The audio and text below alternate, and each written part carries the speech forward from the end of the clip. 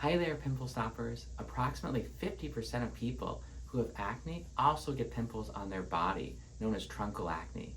In this video, I want to break down what causes truncal acne and how can we treat it. For those who are new to the channel, I'm Dr. John Barbieri. I'm a board-certified dermatologist and acne expert. Now, what causes truncal acne? Well, for most people, it's many of the same things that cause any other acne.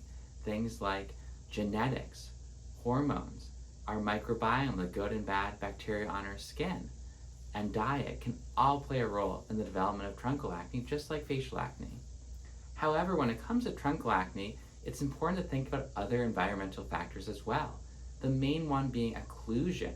So things like sitting in chairs, wearing backpacks, or in sports equipment. Those can occlude the skin. They can kind of clog up our follicles with skin debris and bacteria and lead to acne on the body. So one of the first things to do when we're thinking about truncal acne is to consider, are there any environmental exposures, any things that are causing occlusion that we can potentially modify? Now, in some cases, there is something that's causing occlusion, like sports equipment, and of course we can't necessarily get rid of it, but we can certainly try to make sure we're keeping it as clean as possible and to wash our skin after using it to try to minimize the effect of it on causing truncal acne. While addressing some of these environmental factors can be helpful for some, for many with truncal acne, we need to think about other treatments to help get things under control. So let's start by thinking about over-the-counter treatments for truncal acne. And when it comes to these treatments, really it's a lot of the same things that we think about for facial acne, like benzoyl peroxide cleansers or salicylic acid cleansers. Now, when choosing a benzoyl peroxide cleanser for truncal acne, I often recommend using a higher strength, like 10%, than what I'd recommend for the face. On the face, I usually don't recommend going above 4 or 5%, because it can be more irritating and doesn't really deliver much additional benefit. However, on the trunk, the thicker skin is typically able to tolerate these higher percentages of benzoyl peroxide, and most people are able to tolerate a 10% benzoyl peroxide cleanser on their body without issues. This higher concentration may be a little bit more effective, and for this reason, for truncal acne, which especially sometimes can be tricky and harder to treat, I recommend using a stronger benzoyl peroxide cleanser at 10% to start. And then if that's too irritating, we can always go down to a 4 or 5% strength. Now with benzoyl peroxide cleansers, I always try to remind my patients, these can bleach fabrics. So you want to make sure you rinse them well so you don't turn your towels white when you're getting out of the shower. Moving past benzoyl peroxide cleansers, salicylic acid is another helpful active ingredient to look for. There are a number of different salicylic acid cleansers that are available, and these can also be helpful for truncal acne. So potentially using a benzoyl peroxide cleanser one time a day and a salicylic acid cleanser another time a day can be a good place to start. Now, one nice thing about some of these salicylic acid products is now there are some that are available in sprays. And often on the body, it can be hard to apply things, even to use washes. So some of these spray products can be a nice way to be able to apply this active ingredient, salicylic acid, to address truncal acne. Now, the next category of over-the-counter treatments that I think about when it comes to truncal acne are topical retinoids. And we now have adapalene, which is available over the counter under the brand name Differin, and La Roche-Posay has one as well. And these topical retinoids can be very helpful for truncal acne. The challenge here, of course, becomes how do you apply them? So these are typically gels, so they're usually pretty spreadable, but reaching on the back isn't always so straightforward. Here, you can get something like a back buddy to help to apply it, or even actually just using like a silicone cooking spatula can be a great way to apply medications to the back. So topical retinoids, they usually aren't the first thing I start with because they're harder to use, but for my patients who aren't getting better with benzoyl peroxide and salicylic acid, using a topical retinoid can be another helpful strategy when it comes to treating truncal acne. However, not everyone is going to be able to clear their truncal acne with over-the-counter treatments alone. Some are going to need prescription treatments. When it comes to prescription treatments for truncal acne, we can always start with some of the same things we use for facial acne. So topical retinoids, and we often use even stronger ones than over-the-counter adapalene, like tazarotene, which again, the skin on the trunk is thicker, it can handle these more irritating products, so we often try to go for stronger topical retinoids that we might use on the face. We can use topical antibiotics, and we can use topical anti-androgens like clascoterone, which is sold under the brand name Winlevi.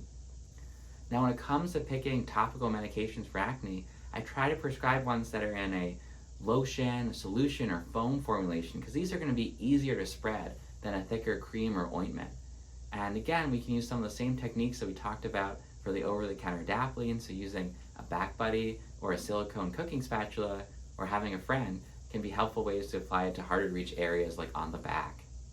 Since topical medications can be difficult to apply and might not be effective enough for some people with truncal acne, especially those who are getting deeper nodules or cysts or scarring, we often have to think about oral pill medications when it comes to treating truncal acne that are going to work from the inside out to address the problem. One of the first kinds of medications that we consider are oral antibiotics. These are things like doxycycline or sarecycline. They help to kill acne bacteria, and they can have some anti-inflammatory properties as well. These medications have some nice strengths. They can work quickly for acne, but they also have some weaknesses. They can potentially cause stomach upset, and they might damage our microbiome or good bacteria in the gut, which is something that we still don't really fully understand. So there are medications that we have to be thoughtful about using, but they can be very helpful for truncal acne. While not right for everyone, oral isotretinoin or Accutane can be a very helpful treatment for truncal acne, particularly acne that's very inflammatory or causing scarring. Many patients who complete a 5 to 8 month of oral isotretinoin have a durable remission of their acne, where after they complete that course, 4 out of 5 people really don't have to do any acne therapy moving forward, which is a really special property of Accutane and unique to it. Most other acne treatments, they help while you're on them, but if you stop them, the acne goes back to wherever it was going to be otherwise. For women with acne, we can also consider hormonal therapies that really address the root cause of all acne. These are things like spironolactone or combined oral contraceptive birth control pills. While these medications do tend to be a little bit slower than oral antibiotics or Accutane, they can work very well, and for most people they have minimal to no side effects.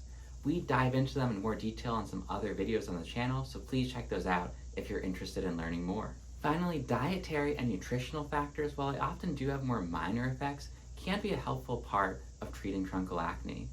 The first thing that I will recommend to my patients is to try to reduce sugar intake, eat a lower glycemic index diet. There are randomized controlled trials that support that this can be helpful for acne, and honestly, eating less sugar is probably something that's good for our health overall anyway. In addition, for some, limiting dairy and whey can be helpful, as both of these can increase IGF-1 signaling, which is known to play a role in the development of acne. In addition, there are some vitamins and minerals that may be helpful in the treatment of acne. We discuss these some more in other videos on the channel, so feel free to check those out if you're interested in learning more about nutritional and dietary strategies to address acne. So to put it all together, for truncal acne, the first thing to do is to think about, are there any environmental factors that might be driving this, like backpacks, occlusion from chairs or sports equipment, and to try to address those factors if possible. When it comes to over-the-counter regimens, using a benzoyl peroxide or salicylic acid cleanser or spray is often a great place to start. And then for more severe acne, talking to a dermatologist or other healthcare provider about prescription options like topical treatments, oral antibiotics, isotretinoin, or for women with acne, hormonal therapy can be an important next step to get truncal acne under control. I hope you found this video helpful. If you have, please pop that like button and consider subscribing to our channel. It really means a lot to me and helps us share this information with the community.